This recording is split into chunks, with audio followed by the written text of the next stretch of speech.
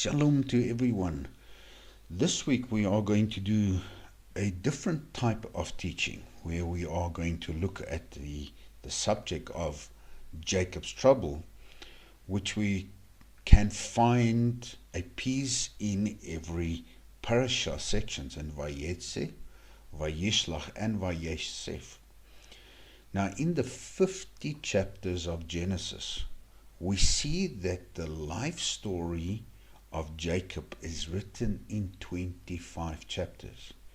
Even more than Yitzhak, than Abraham, than Noah, than the creation story. That contains 25 chapters, but we see that Jacob and the forming of the nation of Israel, up to the point where they would be in Egypt, in Mitzrayim, and we would start the book of Shemot. So Jacob's life is described in 25 chapters.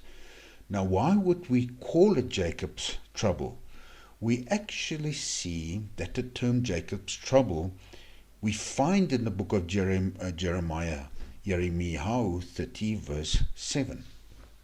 And it talks about Jacob's trouble, referring to the distress that is found in 30 verse 7.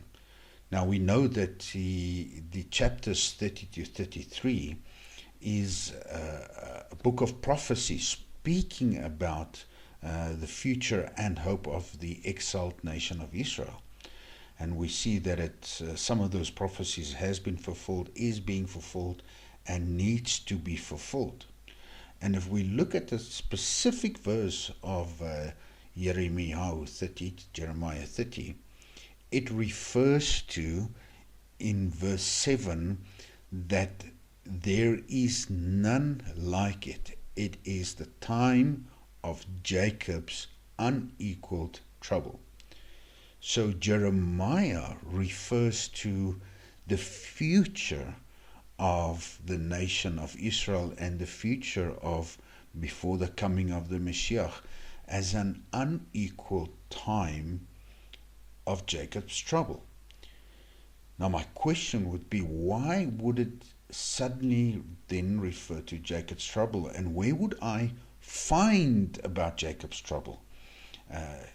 So in order to see what's pertained for the future, we have to look back into the past. So this teaching that I would like to do is looking at the past into the Parashat section on Jacob's life, and just have some meaning in order to apply it in our lives, in order to apply it in our everyday lives. And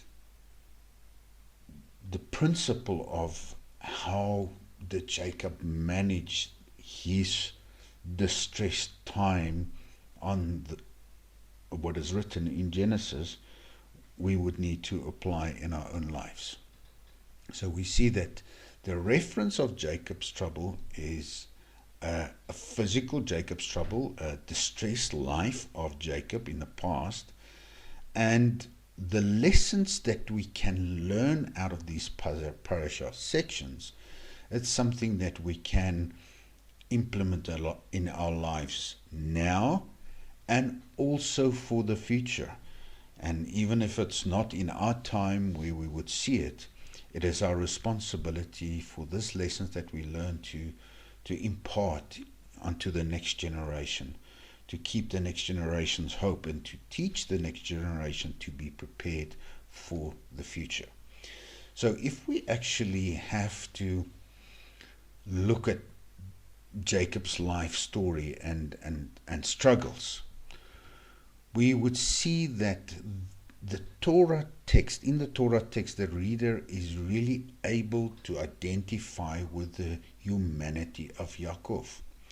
And as we have mentioned previously in the first books of Genesis, in the previous parashas, we realize, and we even see further in the whole of Tanakh and even in the Brit Hadashah, that people that is called by God is not superhumans.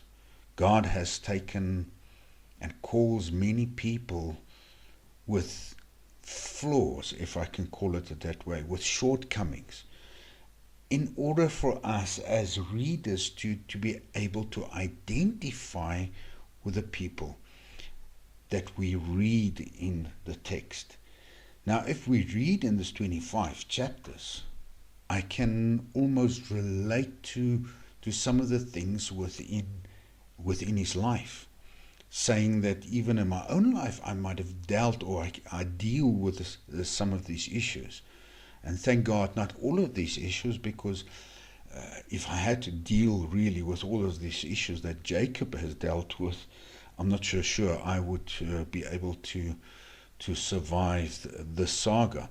So we can perhaps in more than one way identify with the circumstances, with the struggles, with even the emotional stress and turmoil within his story. Because in the end, we have to apply what we read in the whole of Tanakh and the Brit Chadashah, the whole of the Bible. We need to get lessons and take lessons from this in order to apply in our own life.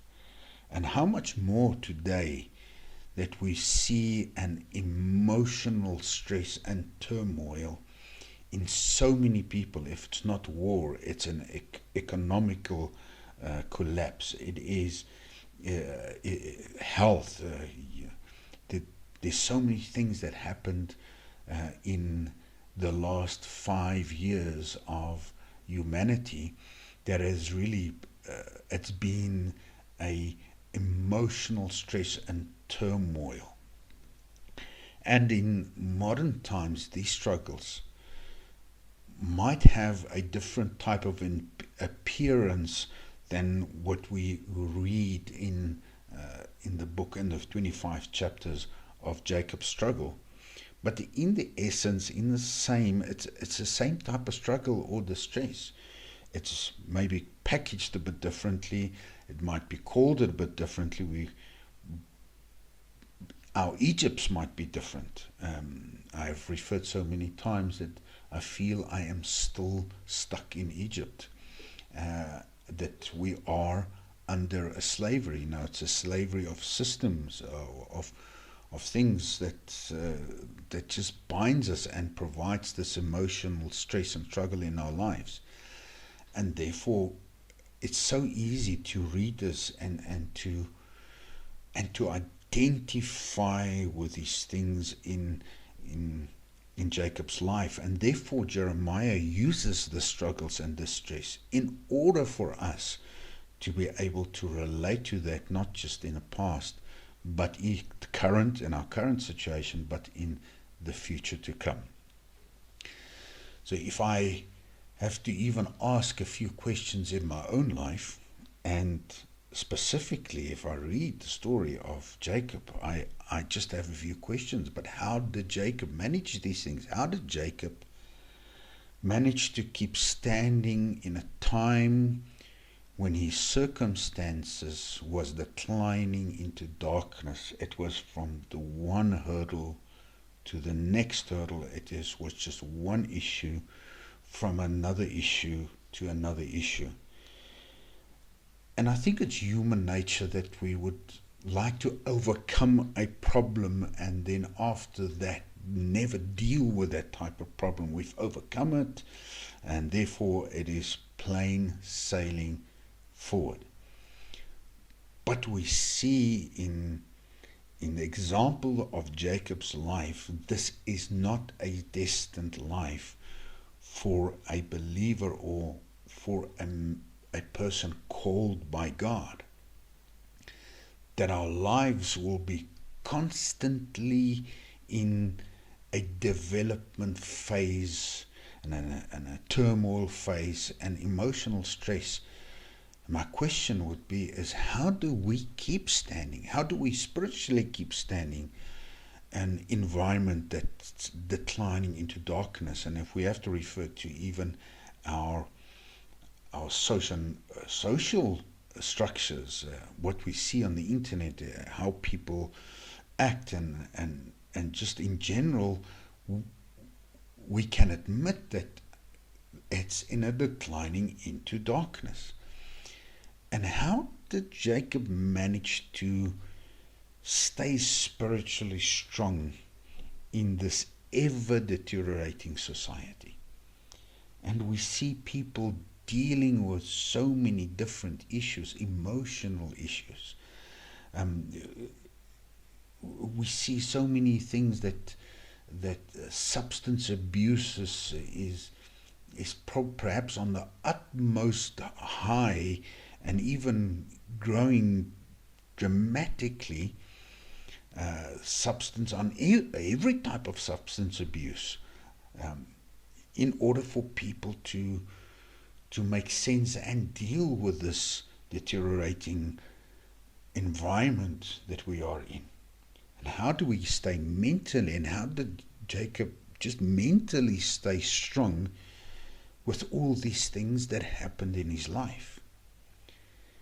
And as much as I have to say, how did Jacob not question the purpose of his existence and what is God is doing in his life?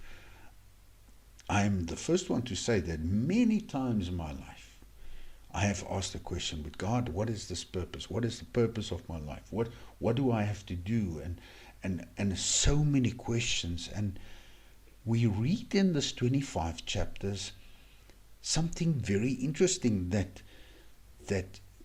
and even we read that his emotional state changes in various circumstances, but never did he question the purpose of his existence. So that we actually want to look at the narrative, look at these 25 chapters, not all of the 25 chapters, but highlights out of the 25, over the 25 chapters, to look at how did Jacob deal with these things. How was it that it made him different, that it made him the father of 12 tribes. So if we first have to just glance in a 25 chapters at Jacob's life and his troubles and his distress, we see that it starts already in the womb. The Jacob and Esau is a struggle in the womb. And we see that the story and the narrative starts immediately where Jacob has got a desire for the right of the firstborn, ultimately understanding already that the firstborn's responsibility is to impart that what was given from the forefathers unto the next generation. And the text gives us this or alludes in the text that Esau disregarded this right of the firstborn, and then he became part of a deceiving process to get the blessing from his father of this firstborn right. And then Esau harbors this hatred and wants to kill Jacob. Then eventually Jacob is sent away to Laban, and we see from the stories when we read how Laban treated Jacob, he actually was sent away into a, let's say, deceiving society already. So which already gives us an eye for an eye and tooth for a tooth. What you do unto others will be done unto you. That as Jacob was part of a deceiving process, therefore his path will start, his troubles and his distress will start with basically a living in a society that is deceiving. And then we see the first reaction, that he talks to Laban and he says, well, I'm prepared to work for Rachel. And then when the period was finished, he receives Leah. So he was deceived by his father, and then he had to basically, let's say, pay more or work with his labor an extra time for Rachel.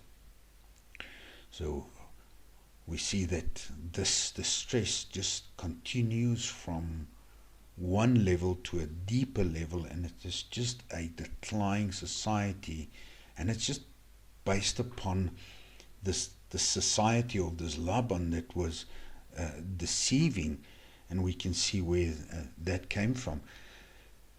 And then we pick up in the text that there is the loved and the unloved wife, and we can see the struggles between the wives.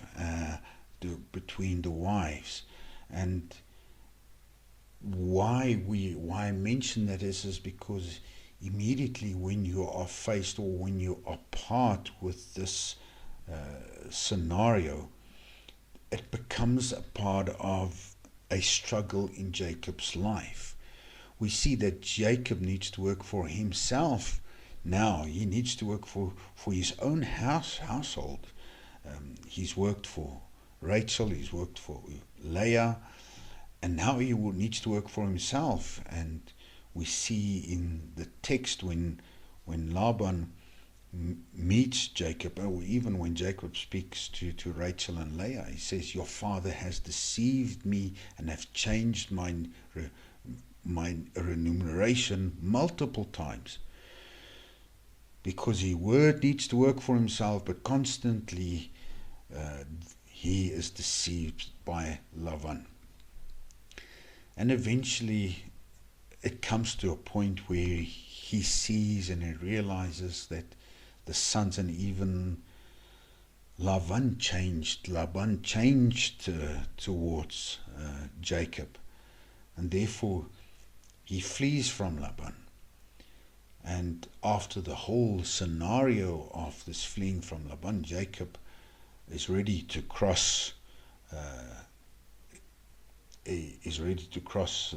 river, and he divides his camp in order to prepare to meet with Esau, because he's still unsure about the animosity that Esau harbors against Jacob. So it's a stressful time. It's a time of trouble. And then before he meets Esau, he wrestles for his life with man and God. So why would I say he wrestles for his life? Is because a person that is not prepared to wrestle for his life will not wrestle until the next morning. So this was for him an important period in his life. His life was based upon, and his future was dependent on him wrestling until they will bless him. So he actually wrestles for his future, he wrestles for his life with man and God. And then we see after he meets Esau, he eventually settles in Shechem, and Dinah, his daughter, is basically abducted and raped by Shechem.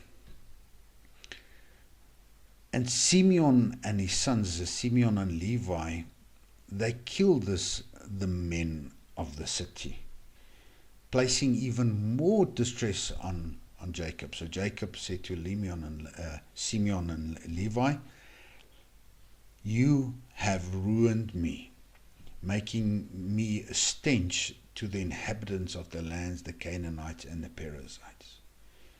So even after all these things that Jacob has faced in his life, now he comes to a point where his own sons added, after even Dinah's abduction and forcibly to have an intimate relationship, his sons add to this distress and troubles. And we can see this in the words that he says, now you have ruined me, brought him almost to the lowest of lowest in his life.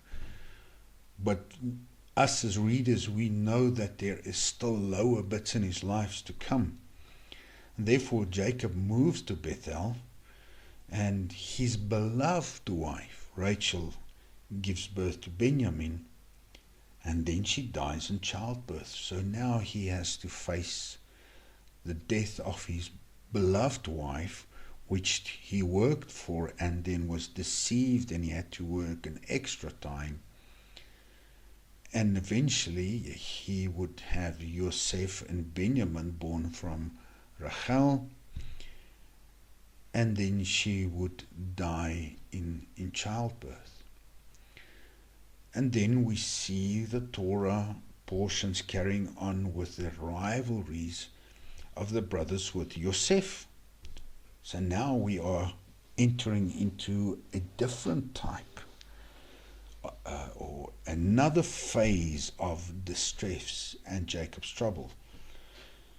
So we know all the story of the brothers and Yosef, and then Jacob hears Yosef is dead, and he utters this word, I will go down to Sheol. Meaning that after he said that you have ruined me, and that is the lowest of lowest, he came to a point that his most beloved wife passes away, and then his beloved son is now also dead, and therefore he says, well, I will go down to Sheol.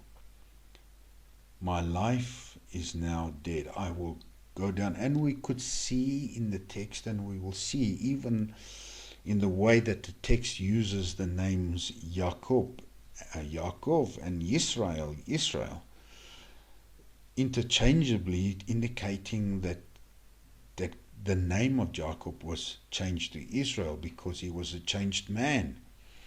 And after going through these circumstances, his name reappears in the text back to Jacob, finally where he meets up with Yosef, and the text writes his name is Israel again. So there are continuously interchanging of the names of Yaakov and Israel within the parashas to indicate almost the level of his emotional state, of his turmoil, where he is finding him during his troubles, his stresses. And then we see that famine strikes, and he needs to send his sons to Egypt. So in the end we find that Jacob, their father, said to them, that you have bereaved me by causing the loss of my children. First it was Yosef, now he is no more, and Simeon, he stayed behind in Egypt, and he is no more. And therefore, how far would many people be able to stand after one blow after the other? If I had to be called to be standing in the shoes of Jacob, I would not even be able to face 20%, 15%, even 10% of his troubles. Looking into the text, into how much trouble and distress was in his life and his children, and then severe hunger, and even the famine becomes worse, and there's severe hunger in the land, and Jacob is forced to send now his son Benjamin, because obviously the brothers said, we cannot go back, we cannot buy some more food, because the ruler of Egypt specifically asked, do you still have another brother?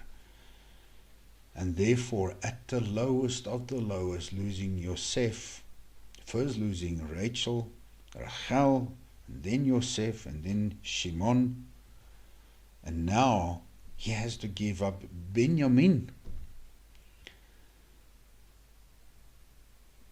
But looking further into the text, they came eventually to a point where they came back and they told their father, Yosef is still alive. And indeed he's ruler over all the land of Egypt. But Jacob was stunned and his heart almost stopped beating because he did not believe them. And then he said these words, it is enough.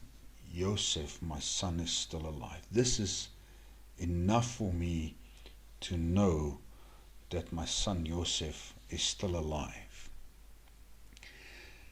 And then Jacob, when he met Pharaoh, and Pharaoh asked him, who are you and what type of work do you do?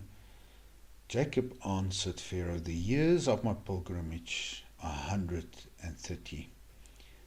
And then he gives these words, few and unpleasant have been the years of my life.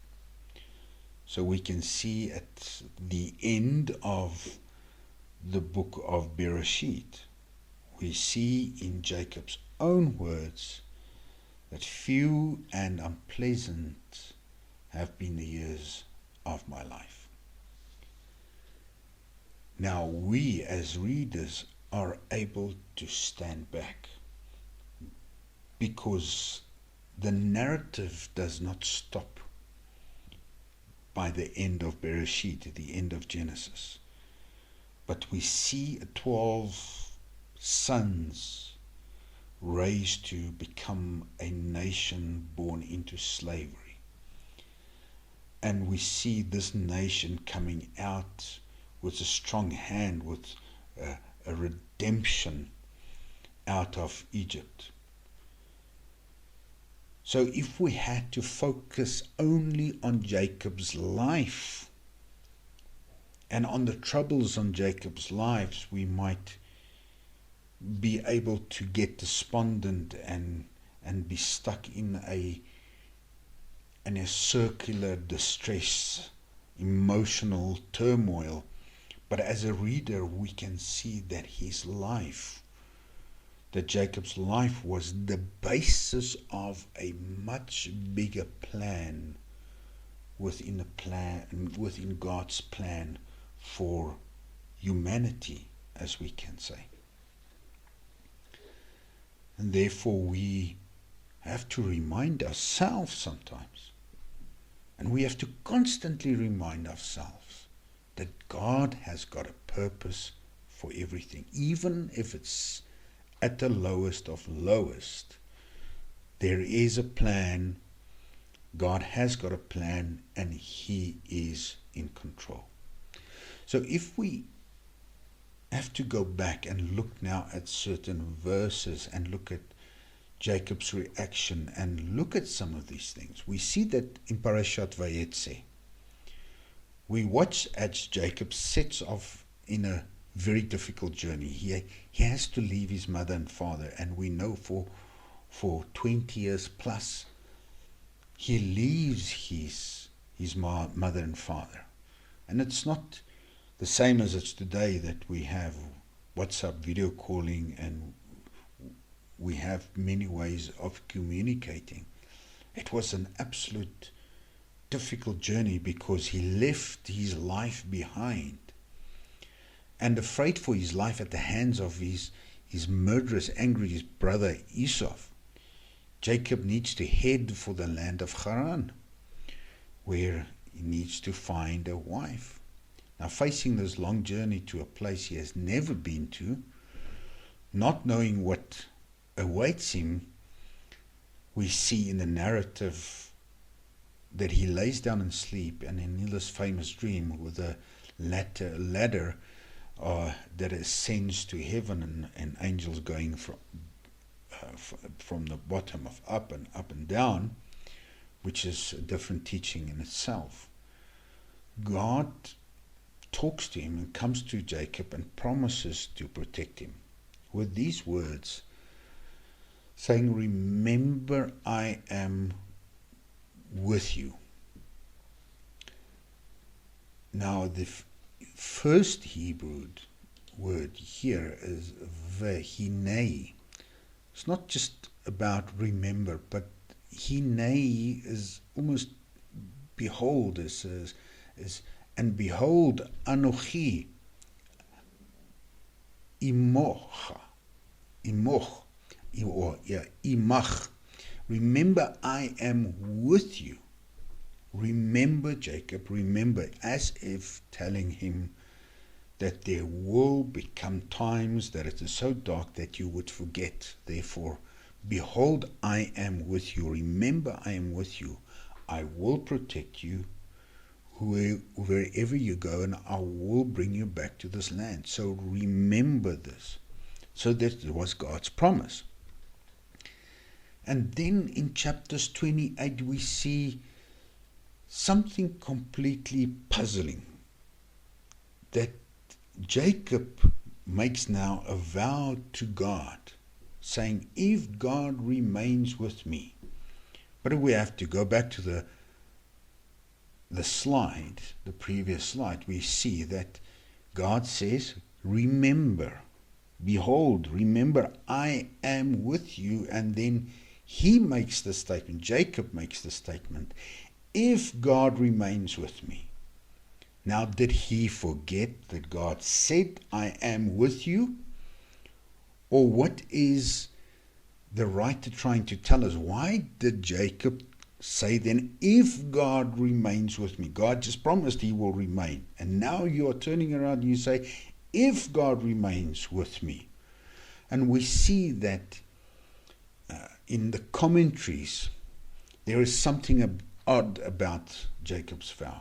God has just shown him a miraculous vision, has promised him in no uncertain terms to protect him and to remain with him. So Jacob's response to God's promise of protection was a demand for protection. So God says, I will protect you, and Jacob makes a vow, if God remains with me and protects me. So this ultimately perhaps telegraphs, gives us a message that there was an absolute distinct lack of trust with Jacob. Because how is it possible to make a vow with God, if you remain with me and protect me and bring me back to the land where God says, I will be with you, I will protect you, I will bring you back. What is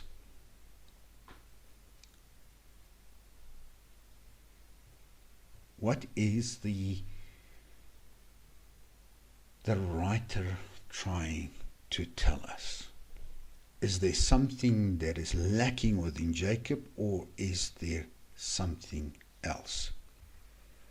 So we see in the commentaries an answer to this seemingly contradiction. That the commentaries interpret that Jacob is saying that if God remains with me when he, Jacob's, becomes unworthy or deserving of his kindnesses, and God remains with me, he is indicating not a lack of trust that stems from God or his promises, but rather from within himself. Asking, but what if I get to a point that I decline spiritually and I'm unworthy of, and I've used up, if we can say, used up all my merits before God, will he still remain with me? So in a way, Jacob is making a vow and asking God, if you still remain with me, even if I would decline, or if I would handle or manage these circumstances in a different way, and you still protect me, then you will be my God and I will be your people. Indicating that Jacob had more a distrust within himself of facing the future and how he would stand spiritually, how his level of spirituality will be worthy of God's protection. So we see this in the text in the Parashat Vayishlach. And remember, in this parasha, Jacob is now reconciled with Esau, and after wrestling with a man, the prince of Shechem rapes Dinah, whose brothers sack the city of Shechem, and revenge, and in the family's subsequent flight, Rachel gives birth to Benjamin and dies in his childbirth. It's quite a mouthful, but not something that we can even say in our lives we have faced so easily. But he says, when he meets in this whole process of wrestling with a man, he says, I am unworthy of all the kindnesses that you have steadfastly shown your servant. So Jacob said that you are the steadfast in your promises, but I have become unworthy. I am unworthy of all these kindnesses that you have shown me. So we can see there is not a contradiction between God's promise and Jacob's vow. But Jacob is saying is that if God can remain with me, even if I would be unworthy of his kindnesses, surely God shall be, Hashem shall be my God. So we can see that Jacob already thinks differently, and he realizes already some different things. And when we look at the specific Jacob's journey in chapters 28, the text tells us Jacob left Beersheba and set out for Haran. Now the commentaries would say it would need to have been written actually quite simply, and Jacob went to Haran. Why then does it mention his departure from Beersheba? So somebody would phone me, did Raymond leave? Yes, he left for Johannesburg. Okay, I would not say, and he has left country ABC to go to country B. It would not give a destination or an origin and a destination. It would just say, well, and he left and he went on. So Rashi is saying, but the text should have actually just clearly said, and he went to Haran. So why is the Torah text writing it in such a manner?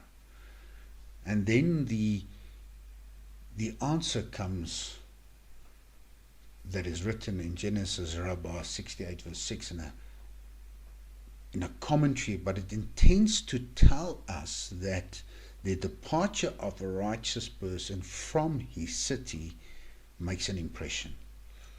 As long as a righteous man is in his city, he is its glory and splendor and beauty. When he leaves it, there departs all its glory, its splendor and its beauty. This too is the meaning of Ruth 1 verse 7. And she went forth out of the place, stating in the reference to Naomi and Ruth, the story. So when Ruth left out of its place, there was a glory that left with it. So we see that as much as Jacob felt unworthy, we see 28 verse 10 tells us that when he left Haran, or when he left Beersheba to Haran, there was almost a void that he left, because he knew already that wherever I am, I must make an impact. I must let my light shine. I must continue on a path of righteousness. And we see this alluded into this text on verse 10. And then if we go to verse 11, he says, and this is from the Scriptures for all, which is written from left to right, so you would read it from left to right. And it says, and he is coming in the place, and he is lodging there that he set the sun. So it's a direct translation out of Hebrew, saying, and he came to the place where he was going to stay over that night. But there are commentaries and translations that translate this Hebrew word as lighted upon. And when he lighted upon a certain place and tarried all night because the sun has set. And the commentary tells Rashi tells us, and he lighted upon the place, referring to Scripture, does not mention which place, but by writing the place, it refers to the place mentioned already in other places, Mount Moriah. And if it's stated, and he saw the place far off, and the rabbis explain that in a sense that when he came upon the place, he enlightened it, referring to Jacob establishing the evening prayer. That when he came upon the place, he lightened upon the place, meaning that when he came there, just not when he put his head down and he went to sleep, but it gives an indication that Jacob came upon the place with prayer. And he was in the place with prayer. He was in a spiritual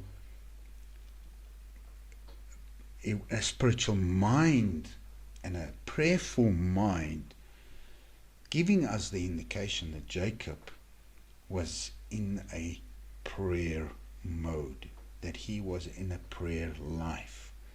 Therefore, really alluding to some of the things why he managed to cope with so many different stresses and troubles within his life. So if we continue in chapters 29, there are different, obviously, translations to the Hebrew, and it's saying that Jacob resumed his journey and he came to the land of the Easterners. So if we take a more direct translations from a website called Scriptures for All, and it's written from the left to the right, we'll see it refers to the action of, and he is lifting Yaakov, the feet of him. It describes the action. It's not that he just goes, that his action is an action of he's lifting his feet. Now we have to ask ourselves always, why is the Torah writing in such a manner as to bring our attentions to certain things? And the commentary tells us that when a person proceeds on a journey voluntarily, at his own initiative, this is described in terms of his personality lifting his feet. And when the initiative is not his, even when he does not march involuntarily under orders against his will, his feet are described as carrying him. So we see the different types of manners of describing not just the person going, but he could be going against his will. He could be going because he is forced to go. But and that is described as your feet are carrying you. But when it talks about and lifting his feet, he was describing Jacob's action as a voluntary action, as a positive. His personality was positive, and he voluntarily wanted to go onto this journey. So even at this stage in his life, with so many different things that he has faced, he still wanted to lift his feet, and he wanted to go onto what was lying ahead for him in the future. So we can see that Jacob's even attitude on this journey was a matter of not forcibly, not that he was under orders, but that he voluntarily wanted to follow what God and where God sended him. And we do see that this whole journey made Jacob a different man. It made him Israel. In chapters 32, we see that verse 29, it says, "And your name shall no longer be called Jacob, but Israel." And as if that's not enough, because here in this moment he has wrestled with God and man, and therefore Jacob has transformed from just normal Jacob, but to Israel, a man that wrestled with God, with the divine and with human. But even carrying on further to chapters 35, we see that there is an additional, almost say, change that came onto Jacob, and therefore this was reiterated to him, saying, "And you shall be called Jacob no more, but Israel shall be your name."